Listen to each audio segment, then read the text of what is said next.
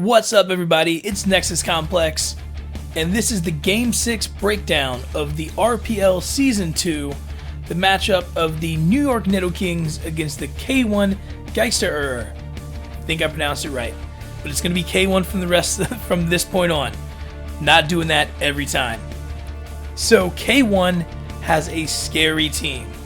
There's a reason that they're at the top of the card currently in the league. Their first pick was Dragapult.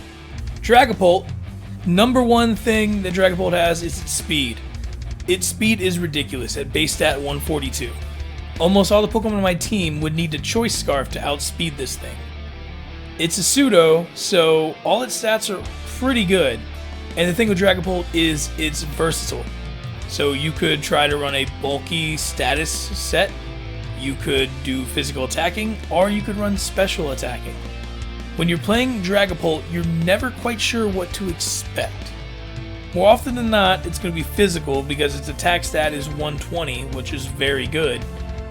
But it's got the versatility with the special attack being 100 and the move pool to back up either set. The drawback of the physical side that I don't quite understand why Game Freak did this is it only gets Phantom Force in terms of a ghost physical move that's worthwhile. I thought for sure we get Shadow Claw at the very least, but they didn't do that. Which is ironic because it learns Dragon Claw. So I kind of thought that was a weird thing about Dragapult. That's like my only gripe about it. It also gets U-Turn, Dive, Facade, Steel Wing, Acrobatics. It's got some good moves to back up the physical side. Of course it's Dragon, so it gets Outrage if you want to use that. It also gets Psychic Fangs for a little bit of coverage there. And you get into the special side, it learns Solar Beam. So if you got a Sun team, you can just Solar Beam some things.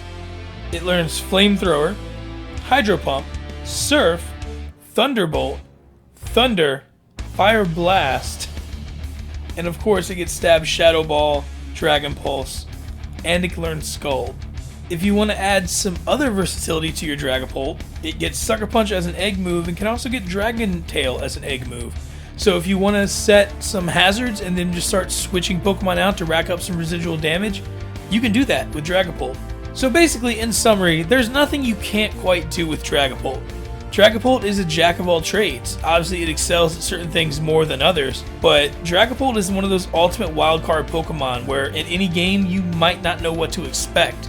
And you could change Dragapult up to any of those three types and probably some more different movesets I haven't really covered and get great usage out of Dragapult.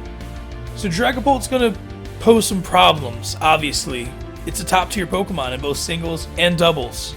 It's also got some pretty good abilities. It's one of those few Pokemon that has like 3 solid abilities. It gets Clear Body and Infiltrator. So you worried about a Pokemon that will drop your stats? Run Clear Body. You worried about a team that's going to try to set some screens? Infiltrator, get right past them. Worried about someone hitting you and you want to be bulky? Curse Body. So Dragapult is one of those ultimate utility players that if he's on your team, he can do whatever you need. So Dragapult is a great Pokemon to have, and that is our first challenge for the week. Next up, talking about Pokemon that can do a little bit of everything, we have Togekiss. So we had a really good Dragon Pokemon, now we have a really good Fairy type Pokemon, and Togekiss is really solid. And it's solid in a way that you can make usage of it. It's one of those Pokemon that has a clear desire to be a special attacker over a physical attacker, as its special attack is 70 points higher than its physical attack at 120 base. And it's got bulk too, that's the thing with Togekiss. It's 115 special defense and 95 defense with 85 HP. A lot of Pokemon would kill to have those stats to try to be competitively viable. And then you throw in 80 speed, which isn't great, but I mean, come on, 80 speed is enough to work with, especially in this meta. And you've got a really solid Pokemon, and we haven't even talked about abilities or moves yet. Togekiss has some pretty good abilities too. The worst of which, in my opinion, being Hustle. I don't see a world in which you would run Hustle on a Togekiss unless you're doing some gimmick stuff. Then you get Serene Grace, which the chances of having a secondary effect is doubled. You will see this on a lot of Togekiss that want to run flinch. They will just use Air Slash with Serene Grace and just try to rack up the flinches. And last but certainly not least is its hidden ability, Super Luck, which raises the critical hit ratio by 1 level. You pair this up with a scope lens and you pretty much critting almost every time. What's that you say? Togekiss has to have a drawback. Its moves can't be that great. Ho, you're naive and wrong. Very, very wrong. First off, Togekiss hits Air Slash, which is one of those moves that you always see a Togekiss running generally, because it's stab, 75 base power, but it has a 30% chance to flinch. You're running Serene Grace, that becomes a 60% chance. And if you play Pokemon, for some reason, that 60% chance for Serene Grace seems to happen a lot more often than your 70% Focus Blast lands. It's funny how that stuff kind of happens. Then you have Dazzling Gleam. It can run Flamethrower as some coverage. It's one of those Pokemon that also learns Solar Beam, which after all these breakdowns, I'm starting to wonder, is there Pokemon that don't learn Solar Beam? I swear, everyone learns Solar Beam. It can set Weather with Rain Dance and Sunny Day. It can do Mystical Fire if for some reason you don't want to run Flamethrower and you'd rather hit for less damage but drop special attack. It learns Psychic, Extra Sensory, Tri-Attack, Psyshock, Shadow Ball, can do Heat Wave, Hyper Voice, Aura Sphere. It can do Aura Sphere. And if you're going to get really crazy with boosts, you could also do Stored Power if you'd like to. So yeah, it's got some good special coverage. And now we get into the status moves that Togekiss can do. So Togekiss can do Yawn, which puts you asleep on the second turn. That can force switch outs. It can do Thunder Wave. It can heal itself with Wish. It can heal others with Life Dew. It can set your screens if you wanted to do that with Light Screen and Reflect. It can set Safeguard. It can do so many things, and it is a great Pokemon to team with Dragapult. So, right off the bat, looking at K1's team, Dragapult and Togekiss alone make this a tough battle. We're not even getting into the other 4 slots. And I'm just telling you right now, before the breakdown happens, I'm assuming he's bringing Dragapult and Togekiss because they're great Pokemon, and there's no reason to not bring them. They can do a little bit of everything, fill whatever roles you need them to fill. Now we're going to get into the third Pokemon on the team, which is Mamoswine. Mamoswine is a pretty good Pokemon. I like Mamoswine a lot. It's got 110 HP, 80 defense, only 60 special defense, but it's one of those Pokemon that if you slap an Assault Vest on it, it becomes really bulky and it can make good use of it. It's also got 80 speed, which you take a look at Mamoswine, you wouldn't think it's that fast, but it's that fast. It's as fast as Togekiss. And with 130 base attack, it's going to make you pay, but its typing also does some good for it, because it's Ice Ground. So it gets Stab Earthquake, and it can get Icicle Crash, which Icicle Crash is a base 85 move that can make the target flinch. So if you go right into the battle with Earthquake and Icicle Crash, you're gonna do a lot of damage to stuff, and they're not gonna like it. Then you talk about you could do Body Press if you wanted to. It learns Stone Edge and Iron Head. So Iron Head can help you against Fairy types or other Pokemon that are weak to Steel. But generally, if you're running that, I think you'd be trying to cover Fairies. It can learn Super Power, so that's 120 fighting attack. It can also do Rock Slide, but I don't think that would do as much for you in singles. But yeah, 130 base attack with Stab, Earthquake, and Icicle Crash? No thanks. I don't want to be hit by either of those. And then it gets 2 fairly good abilities. I don't see Snow Cloak coming into play in this one, but that could be good on an ice team. But Oblivious and Thick Fat. So Oblivious, you can't be intimidated or taunted. And then Thick Fat, fire and ice type moves deal 50% damage. So you're already covering one of your weaknesses there with fire. It does half damage now. So Thick Fat Mamoswine has got some bulk and it can hit you like a freight train. Mamoswine is a scary Pokemon and I really like it. It was a great pickup for this team. And this team is scary. And we're only into 3 Pokemon. We're only into the first 3 Pokemon. And this team is already scary. Continuing with Pokemon that are pretty solid all the way around, we're going into Ranunculus. Ranunculus is fairly bulky, and that's generally what it's known for, is being a bulky Pokemon. It's got 110 HP. Its defenses aren't great. It's got base 75 defense and 85 special defense, but its special attack is 125. And with that 110 HP, you're at least going to live a few attacks, given defensive investment. The drawback with Ranunculus is it's only 30 speed, so there's not many opportunities for you to go first. So you've pretty much got to make use of your bulk and take something down. That being said, Ranunculus has some really good moves to make use of its high special attack. So obviously it gets a lot of Psychic type stab moves, so you can do Psychic, Psy Shock. You can run Hyper Beam on it if you just want to nuke something with something strong right off the bat. It can learn Thunder, Shadow Ball, Focus Blast, and Energy Ball. Any water type Pokemon you think will be a challenge, you can throw Energy Ball on a Ranunculus and cover that. It gets Flash Cannon, and it's another one of those Pokemon that can play stored power games with you and just bulk up, get some stat boost, and then start just launching stored powers. And then Ranunculus' ability, Overcoat, it protects it from weather or powder moves, such as Sleep Powder or Poison Powder. So if you're worried about a Pokemon that can do that, you can just run that. You can do Magic Guard, which prevents all damage except from direct attack moves. So if you're worried about Stealth Rock or hazards, maybe Toxic, you can run that.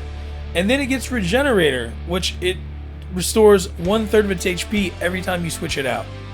So those are some pretty solid abilities, and they give you some options in terms of Ranunculus depending on the team you're going against. So another solid addition to the team here, and it really adds a ton of special attack to this team. Given the opportunity and the right situation, Ranunculus can definitely one-hit KO several Pokemon without even really thinking about it. Now we get into the 5th Pokemon on the team, which is Cobalion. Cobalion is a legendary fighting steel Pokemon, and since it's a legendary, it's got pretty good stats all the way around. Its top stat is its defense at 129, so if you want to hit this thing, you're going to have to do it specially. It's got 108 speed, so it's pretty fast. I mean, it's not Dragapult fast, but it's definitely pretty quick in this meta. It's got 91 HP, 90 attack, and 90 special attack, so it can be a mixed attacker depending on what you want to do with it. Like I said, its special defense isn't great at 72, but that's still not awful. I've seen a lot of Pokemon with worse defensive stats. Its main move is Sacred Sword, which is 90 power with 100% accuracy. It can also do close combat, depending on what you want to do. If you're not worried about the defensive drops, you can just run that. It also gets Iron Head for stab, so that's pretty good. It can learn Bounce if you're worried about a Pokemon and you need some flying coverage. It can also Volt Switch, which is a nice utility play for it. It can learn Air Slash. It can run Focus Blast and Flash Cannon if you want to be a special attack Cobalion. And it also gets Steel Beam, which could be a utility attack if you just want to kamikaze something and just take it down and take yourself down too. So Cobalion is pretty strong. Again, it's another Pokemon with this team that I keep talking about is versatility. You don't really know how to prep for Cobalion. It could be physical, it could be special, it could just be there to distract you. And it's fast enough where you can just like Volt Switch out if you want to. It could just be a scout for your team. Its only ability is Justified, which isn't a terrible ability. And depending on the team you're playing, you could definitely scout out a dark move and get that attack boost, and then possibly take out several Pokemon on the opposing team. So Cobalion is just added ammunition for a team that's already loaded with it, and we're only halfway through. Next Pokemon on the team is Snorlax. Snorlax is a very difficult Pokemon to get rid of, depending on the build you're running. With 160 HP, this thing is a tanky boy. It also has 110 attack and 110 special defense. Its special attack is 65, but why would you ever run a special attack when your physical attack is 110? And its defense is only 65. But Snorlax gets the move Curse. It's only got 30 speed, but when you weigh as much as Snorlax does, I think we'll let you go on that one. Its abilities are pretty good, with immunity, so it cannot be poisoned, Thick Fat, so fire and ice do 50% damage, and Gluttony, which is probably Snorlax's favorite ability, I would say, and it eats its berry when its hit points are below 50%. Snorlax has a lot of move versatility. It is a first gen Pokemon and they have learned a lot of things over the years. So, first off, Snorlax is one of the premier Sleep Talk users. In fact, one of K1's earlier games, I saw him have Curse, I think Body Slam, Sleep Talk, and Rest. So he would literally just do Sleep Talk, either he's going to attack you, he could boost, or he's going to do nothing. So it was a pretty strong gamble, and once Snorlax gets some curses up and really gets that defense boosted, it's really hard to get rid of it. And it's also boosting its attack while doing that, so if it hits you with the Body Slam, you're going to die. If you're planning on using your berry a good amount, Snorlax gets the move called Recycle, so it can just pull back its berry and use it again. There's some other versatility you can do with Snorlax. You can use Yawn. Snorlax really can't make great use of it, but he does get the move Belch, which it makes sense. He can also learn Rain Dance and Sunny Day, if you want to do that, and Sandstorm. So let's get into what Snorlax can do as an attacker. So like I said, he is definitely a physical attacker. So he gets Stab on normal type moves, which obviously normal's not super effective against anything, but he can make good use of his attack stat, and it's never bad to have Facade on Snorlax in case he gets status, which he gets Stab Facade. You could also run Body Slam, which I've seen done before if you don't think you're going to be statused.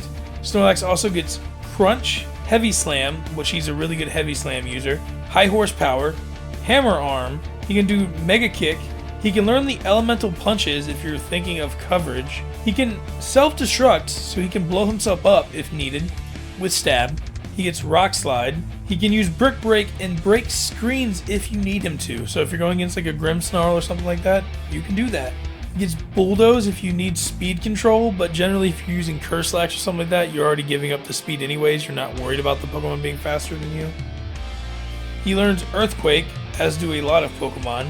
He can learn Outrage. He gets Superpower, Seed Bomb, Zen Headbutt, Gunk Shot if you want to deal with pesky Fairy type Pokemon or some Grass Pokemon. Iron Head, also to deal with Fairy type Pokemon. Wild Charge, Heat Crash, Darkest Lariat, and last but not least, Body Press. So if you want to run a bunch of curses and then Body Press something that's weak to fighting, you can do that if you want.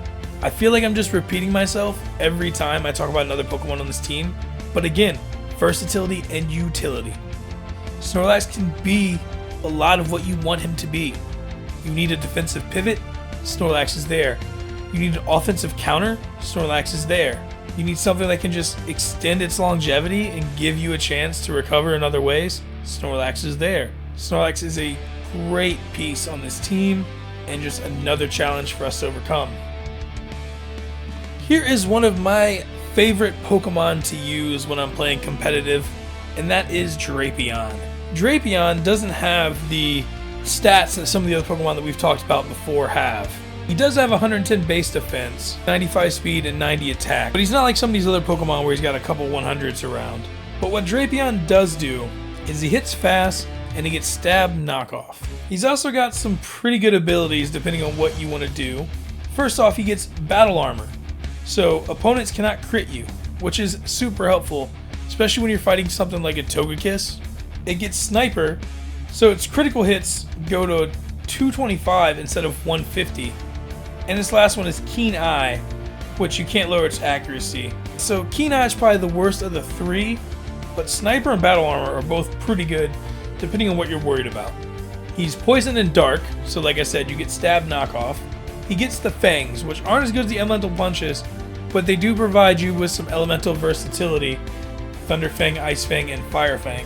Fell Stinger is a really cool tech move. It raises your attack, I think 3 stages, if you kill a Pokemon with it. So if you think you might get something down pretty low and want to run a Fell Stinger, that +3 attack, you could sweep a lot of things with that. He can set Toxic Spikes, and being a poison type, he can also get rid of Toxic Spikes by absorbing them, I guess is what they do. I've already talked about Knockoff, which is ridiculous, but if you don't want to run Knockoff, you can do Night Slash. I think Knockoff makes more sense in competitive. It's only 5 points less, its critical hit's not as high, but you get rid of the opponent's item, which is pretty invaluable in competitive. He gets X Scissor, so you get some bug type coverage. You also get Crunch if you want to run that, but I generally see Night Slash and Knockoff. It can learn Dig if you want to do that, Rock Slide. It also gets Facade as in most Pokemon. It gets Earthquake and Leech Life, which Leech Life got that boost last gen. He can learn Iron Tail, get Stab, Poison Jab to try to deal with fairy types or anything weak to poison. He also gets Throat Chop, so if you're going to get something like Toxtricity or something you think is going to use voice type moves, you can Throat Chop it and shut that down. So Drapion, not the best Pokemon stat-wise, but generally, dark Pokemon with Knockoff are pretty good to have on your side. His Stab Knockoff can be just super disruptive. Nothing necessarily wants to switch into a Knockoff since it does extra damage when you hold an item. And if you can limit the Pokemon that want to switch in on you, that really helps you dictate what your opponent wants to do. And that's kind of what Drapion does. With 95 speed, it outspeeds a lot of Pokemon on my team. So Drapion poses my team more problems than it would another team just because of how slow my team is. Next up is Galiciopod. So Galiciopod, honestly, if it had another ability besides Emergency Exit, I feel it would get more usage. Emergency Exit's not bad. It lets you use its main move, First Impression, more often. But it's just one of those things where it could be like a momentum shifter. It's only got 40 speed, so chances are, after First Impression, it's going to get hit first. But its stats are pretty solid. So it's got 140 defense and 125 attack. So those are really good stats. 90 special defense, so it's definitely no slouch there. 75 HP, which is so-so. But I mean, with those 4 stats, that's a solid Pokemon build right there. Obviously, you're going to be a physical attacker. Its main move is First Impression, so it lets you attack as soon as you come into the battle.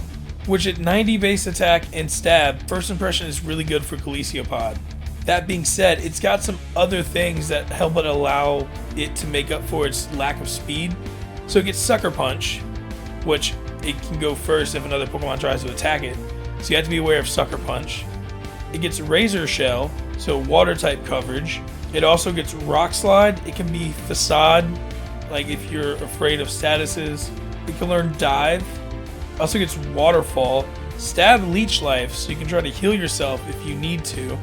It gets Close Combat, Poison Jab, Iron Head, Drill Run, Throat Chop, and Liquidation. Also has the ability to get Aqua Jet. So if you're running Aqua Jet, First Impression, and Sucker Punch, that means 75% of your attacks are going to give you priority. So you've already gotten rid of that 40 speed. So Galiciopod is a really good Pokemon. I like the fact that Game Freak gave it some moves to offset that bad speed stat and really make your opponent think about what you're going to do. You kind of play some mind games with Galiciopod. So Galiciopod, solid Pokemon. Another Pokemon I really like. I don't think it gets the usage that it could, and I really hope maybe next gen they give it a hidden ability that's not an Emergency Exit to make this thing a little bit stronger. Next up is Manectric. It basically wants to do one thing. It wants to move fast and it wants to hit you with special attacks. Its defenses aren't great at 60, and its HP and attack at 70 and 75 respectively aren't the best either. The cool thing about Manectric is it gets the ability Lightning Rod. So it just absorbs electric attacks and makes its special attack higher. You could also run Static if you just want to maybe get paralyzed from contact. But I'd say Lightning Rod's pretty great because it gives you that electric immunity you can switch in on. Its special attack is pretty high, so you're probably going to want to take advantage of that at 105. It gets the moves Discharge and Thunder. It also gets Thunderbolt. It can learn Flamethrower, which is nice to have. I did not realize that until a previous season that I was playing. It can get the move Uproar and Hyper Voice, and it also can learn Overheat, but that is pretty much it from its special move pool. You can also Volt Switch and use Snarl if you want to lower Pokemon's special attack with Snarl, and obviously Volt Switch lets you switch out and keep momentum.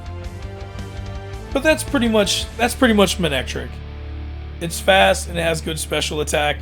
You've got to be aware of its coverage, so if you stay in on it against a Pokemon that's weak to fire, you've got to know that it gets Flamethrower, and it generally likes to run Flamethrower.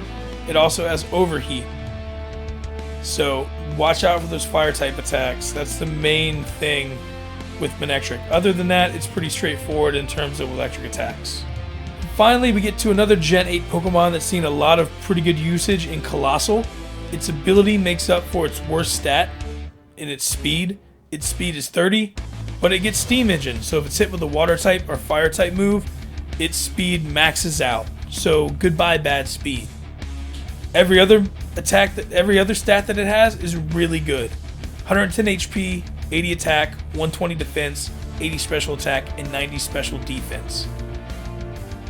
We don't have G-Maxes in this league, thank God, because G-Max Volcanolith can destroy things. You could also run your Colossal with the abilities Flame Body or Flash Fire, but in my opinion, I'd rather take a Fire type move that I resist and get a speed boost than absorb it and boost my attack.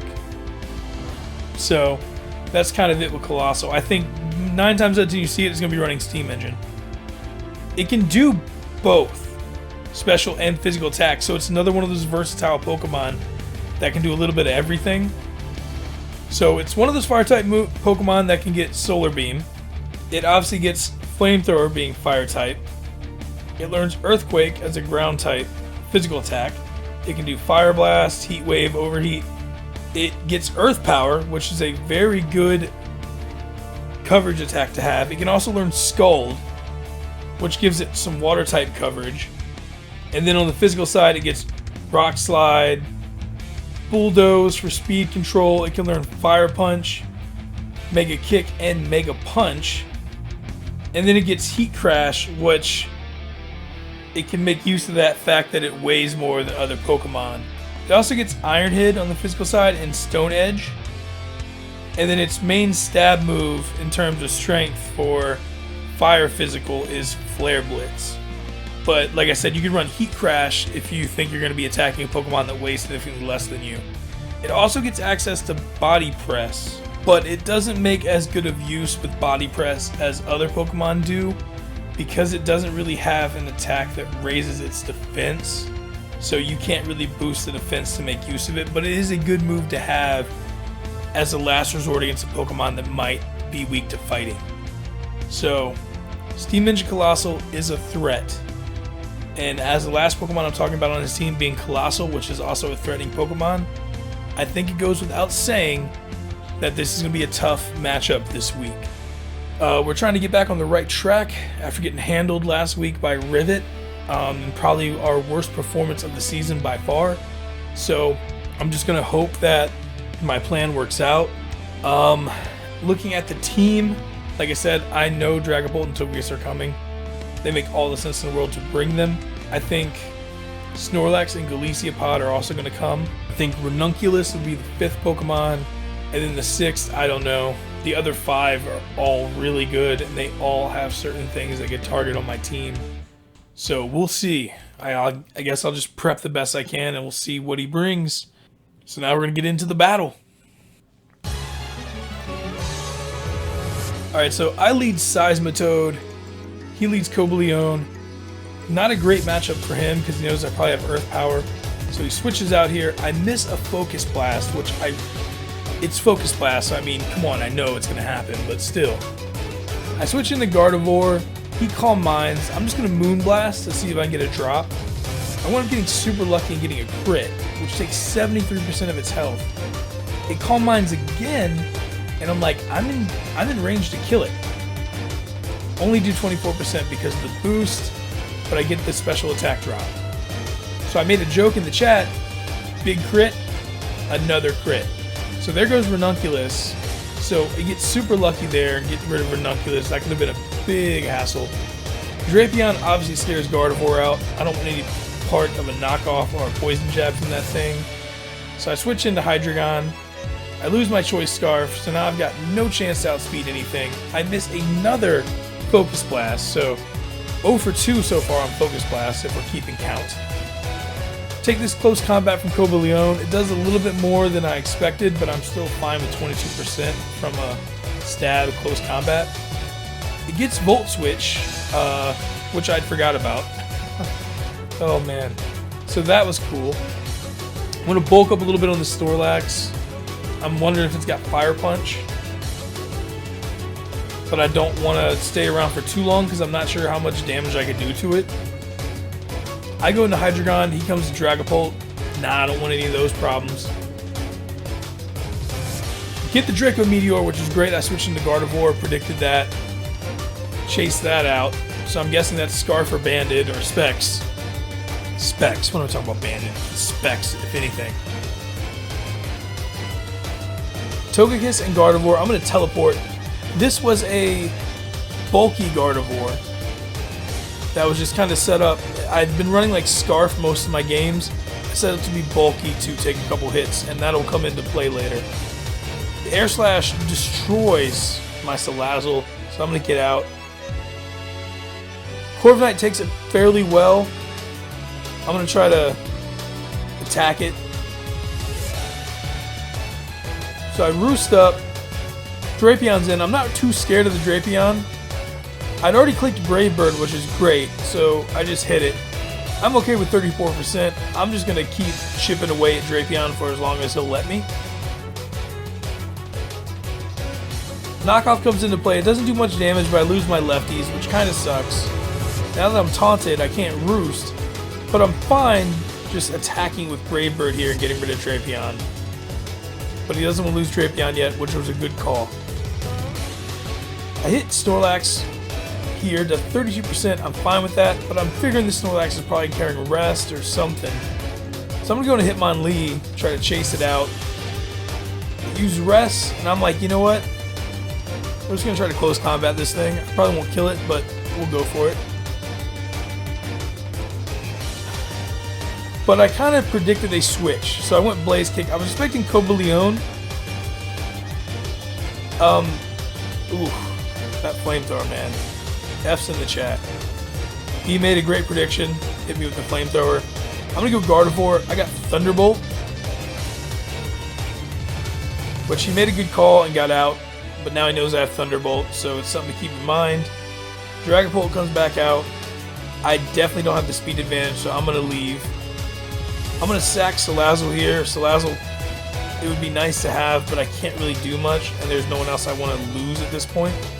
So Salazzle just luck of the draw. Back with Gardevoir. I'm hoping to chase it out. I won't outspeed, but I think I'll live a Shadow Ball. So I just Moonblast. Snorlax eats it up at 23%, and that special attack drop does nothing to Snorlax. Back into Togekiss. I'm going to Wish. And I was, fingers crossed, I wasn't going to get flinched. I didn't get flinched. Get the T-Bolt. Take care of Togekiss. That's a load off my mind. And then I get back to 100% because of the Wish. That was a really good turn on my end. I don't think I'll live a Cobalion attack, so I'm going to get out. Put in Seismitoad. It has Stealth Rock, which winds up being huge at the end of this game. I try to Earth Power the Cobalion. Snorlax eats it. I Focus Blast him. Not doing much. I almost wish I would have brought Seismitoad physical and just Drain Punch the thing. That might have changed the whole game for me. So I'm just getting Stealth Rocks down. I'm figuring it's going to rest. I'm not going to kill it unless I got a crit. So I'll let it rest. I'll take the rocks. Cobalion comes back in. I miss a third Focus Blast on this Cobalion. 0 for 3 on Focus Blast on Cobalion switch-ins. That is insane to me. Another Earth Power just because I'm tired of missing Focus Blasts. Snorlax is still asleep. And now the Focus Blasts want to hit. Because there's no way I'll do enough damage to kill Snorlax unless I get a crit. He's going to wake up and just rest it off. So, kind of a shitty situation. Focus Blast sucks as a move. I hate having to try to depend on it. But his team had a lot of fighting weaknesses, so I want to have it on some of my Pokemon. The accuracy came back to bite me. He makes a phenomenal read here by switching to Dragapult. It was pretty safe though too, because you figure I want to close combat or rapid spin. You block both of those. And now I've broken my sash trying to get rid of the rocks. Huge crit here with the Shadow Ball that basically kills Seismitoad essentially. I'm not running Protect or anything. So there goes Size, but still after the huge crit. And we're still playing on our heels here. Like I said, this Gardevoir was bulky. I wasn't sure if it lived the Shadow Ball, but I had a good chance. So I just eat it, Moonblast. But now with Rock still up, I got 1%. I'm going to heal a little bit of the lefties, but I'm not going to outspeed Drapion. So I don't want to lose Gardevoir here. So I want to try to get Hitmonlee out to possibly clear the rocks now. But this Poison Jab just hits so hard. And it's just faster than me. So losing Hitmonlee there and not being able to clear the rocks was a pretty big deal. Switching to Hydreigon. It should outspeed everything except Cobalion at this point. I'd go Flamethrower thinking that maybe Cobalion would come in. It winds up really hurting me because the Flamethrower did nothing, and then missing that Focus Blast also hurts me. I get Snorlax down to 36%. Its special defense drops, but this Body Slam is huge because it does 34%. I get the second Focus Blast, so I get rid of Snorlax. But it's kind of too little too late at this point because Cobalion outspeeds. It can just easily close combat and finish this game off. And obviously Gardevoir dies on the switch in. So another tough L this week for the Nidokings.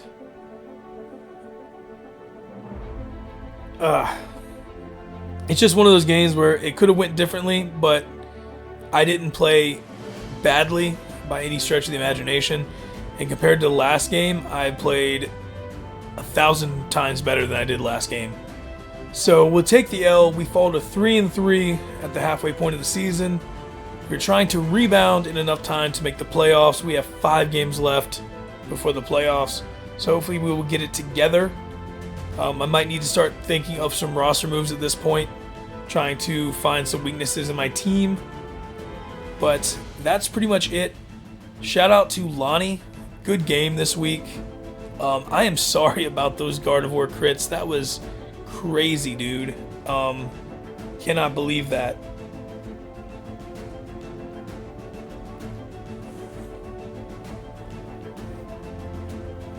But that is all I got for this, guys. So thank you for watching. Please leave a like, subscribe. Let me know what you thought in the comments. It always brightens my day to hear somebody saying something in the comments. So do it if you like it. And until next time, guys, this is Nexus Complex out.